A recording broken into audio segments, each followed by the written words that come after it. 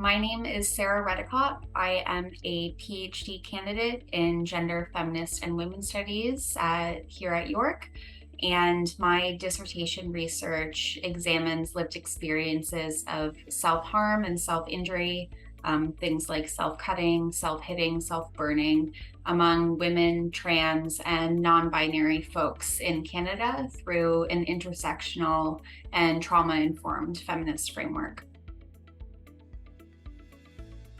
My interest in this topic stems almost directly from my own lived experiences with self-injury and self-harm. So these include things like emergency room visits, psychiatric hospitalizations, as well as more informal disclosures of my self-harm practices. And, over many years, these experiences have been characterized by a lot of shame and stigma and misunderstanding about the nature of the practice itself. So in undertaking my dissertation research, I was really seeking to situate self-harm and self-injury within the social and political contexts that inform emotional distress. So pushing back against this idea that self-injury can only be explained as a symptom of mental illness. And I am also hoping to, scaffold or explore more supportive engagements with self-injury.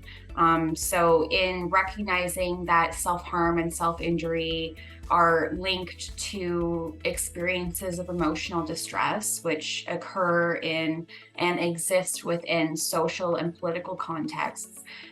What does it mean to contextualize self-injury as a coping practice or as something that potentially makes sense given the lived contexts of one's life?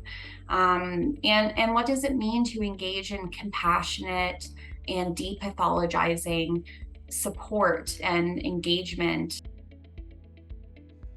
My favorite part about this research has certainly been my fieldwork.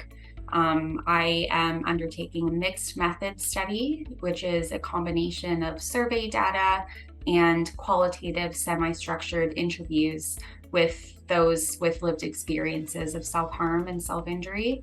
And the opportunity to not only bring my own lens to the research, but to be able to engage with and deeply listen to and centralize the experiential knowledge of those with lived experience has been really an honor.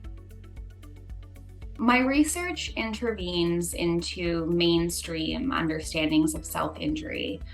So these are that self-injury is a symptom of mental illness or a pathologized failure to appropriately regulate one's feelings.